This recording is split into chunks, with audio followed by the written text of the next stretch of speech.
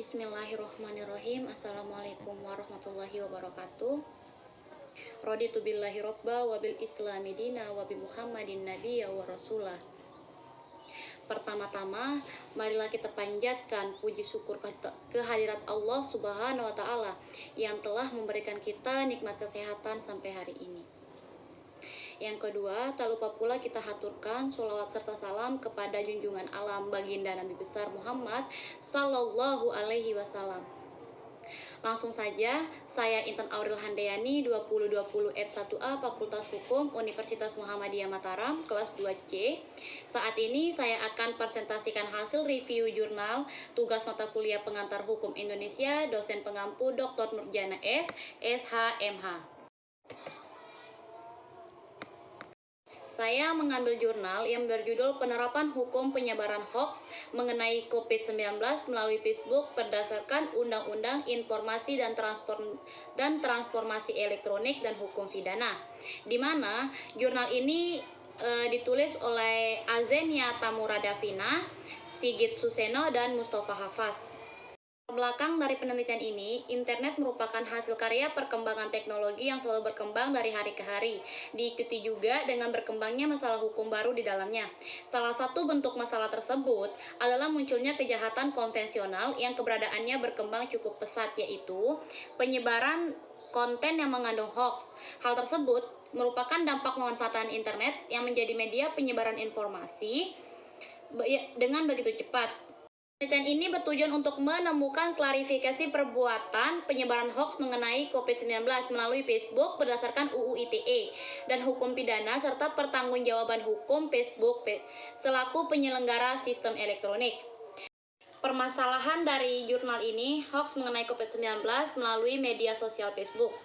Kasus pertama terkait penyebaran hoaks mengenai COVID-19 melalui media sosial Facebook dilakukan oleh Wais Alkanain. Berturut-turut menyebarkan hoaks yang mengandung kata-kata provokatif ke dalam grup publik dengan nama Forum Komentar Kolaka Utara. Di dalam grup tersebut, Wais mengunggah 7 status, 2 diantaranya memiliki narasi akhirnya dana 18,4 miliar rupiah dari APBD yang diperuntukkan untuk penanganan COVID-19 akhirnya tenggelam tanpa tahu di mana rimbanya. #selamat ya. Metode penelitian yang digunakan adalah metode penelitian yuridis normatif, yaitu metode penelitian dengan menggunakan kaidah-kaidah hukum yang ada sebagai apa yang tertulis dalam peraturan perundang-undangan ataupun sebagai kaidah dan norma yang merupakan patokan perilaku manusia yang dianggap pantas. Penelitian ini bersifat deskriptif analitis yang menggambarkan peraturan perundang-undangan yang berlaku, dikaitkan dengan teori-teori hukum dalam praktik pelaksanaan yang menyangkut dengan permasalahan yang diteliti. Teknik pengumpulan bahan hukum dengan studi kepustakaan yang bersifat teoritis, yaitu dengan menemukan dan mengambil bahan di perpustakaan maupun internet. Analisis bahan hukum dengan menggunakan metode yuridis kualitatif, yaitu dengan mendalami makna di balik realitas atau bahan hukum yang diperoleh dan diteliti adalah objek penelitian yang utuh. Hasil penelitian ini menunjukkan bahwa hoaks mengenai COVID-19 melalui media sosial Facebook dalam praktiknya diatur dalam pasal 28 ayat 2, pasal 14, dan pasal 15 Undang-Undang Nomor 1 Tahun 1946 tentang peraturan pidana.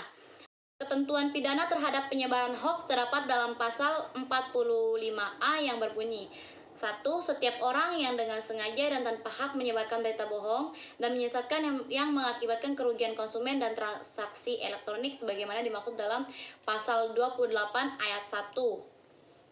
Dipidana penjara paling lama 6 tahun atau denda paling banyak 1 miliar rupiah.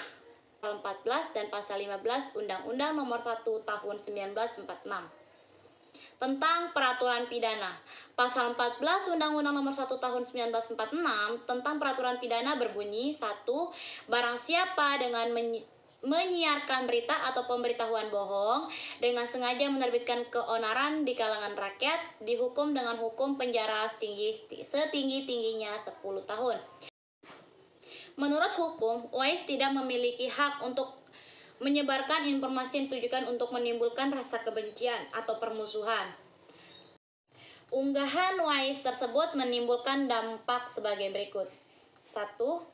Pihak tenaga kesehatan, khususnya pada Satuan Tugas Penanganan dan Penanggulangan Bencana Virus Corona atau COVID-19 di BLUD Rumah Sakit Jafar Harun Kabupaten Kolaka Utara terhambat dalam penanganan dan penanggulangan virus corona di Kabupaten Kolaka Utara. Yang kedua, menimbulkan kebencian masyarakat terhadap tenaga medis yang menangani virus COVID-19 khususnya di Kabupaten Kolaka Utara. Yang ketiga, tanggapan masyarakat terhadap tenaga kesehatan khususnya pada Satgas Penanganan dan Penanggulangan Bencana COVID-19 di BLUD Rumah Sakit Jafar Harun Kabupaten Kolaka Utara seolah-olah mengambil kesempatan dan keuntungan di masa pandemik ini. Kesimpulan dari jurnal ini, perbuatan penyebaran konten yang mengandung berita hoax mengenai COVID-19 melalui media sosial Facebook berdasarkan UU ITE dan hukum pidana adalah perbuatan yang dalam praktiknya melanggar pasal 28 ayat 2 UU ITE serta pasal 14 dan pasal 15 Undang-Undang Nomor 1 Tahun 1946 tentang peraturan pidana. Penyebaran hoax mengenai COVID-19 melalui media sosial yang diatur dalam UU ITE terbatas pada konteks yang ditujukan untuk menimbulkan rasa kebencian atau permusuhan individu atau kelompok masyarakat tertentu berdasarkan atas sara. Penyebaran hoax mengenai COVID-19 yang tidak menimbulkan rasa kebencian atau permusuhan individu belum diatur oleh UU ITE. Dan referensi saya dari media keadilan, Jurnal Ilmu Hukum, Fakultas Hukum, Universitas Muhammadiyah Mataram. Kelemahan dari jurnal ini ialah terlalu banyak menggunakan pengulangan kata, terlalu banyak menggunakan kalimat berhuruf kapital, dan isi jurnalnya banyak menjelaskan antara persimpang siuran antara pendapat masing-masing penulis sehingga membuat orang agak kebingungan dalam membacanya. Dari jurnal ini kita mendapatkan informasi bahwa penyebaran hoax itu sangat buruk bagi masyarakat, terutama untuk masalah COVID-19 ini, karena merugikan banyak pihak, terutama rumah sakit dan pemerintah. Dalam UU ITE menerapkan sistem pembatasan tanggung jawab dan ketentuan layanannya. Dan dari paparan hasil review jurnal ini, saya ucapkan terima kasih. Apabila ada salah kata, mohon dimaafkan.